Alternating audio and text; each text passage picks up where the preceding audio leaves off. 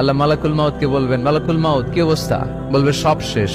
মাইয়াব্বা, কে বাকি? মালাকুল মাউত বলবে জিনেরা বাকি, যাদেরকে দেখা যায় না। আল্লাহ বলবেন জিনদেরকেও শেষ করে ফেলো, রুহু কবজ করো। মালাকুল মাউত আজরাইল জিনদের রুহু কবজ করবে। আল্লাহ এবার জিজ্ঞেস করবে, ইয়া মালাকাল মাউত আখবিরনি মাইয়াব্বা, এবার বলো আর কে বাকি? মালাকুল মাউত বলবে, আল্লাহ মানুষগুলো সব শেষ, জিনগুলাও শেষ, এবার বাকি ইবলিস শয়তান। কে বাকি? ইবলিসরেও শেষ করো, ইবলিসও শেষ।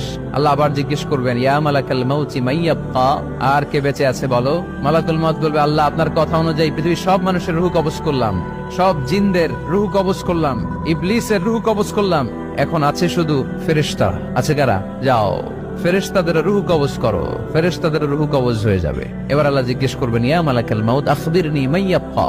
মালাকুল মাউত বলবে, আল্লাহ আপনার কথা মতো ধরে ধরে সব শেষ, ফেরেশতাও শেষ, 4 জন ছাড়া। কয়জন ছাড়া?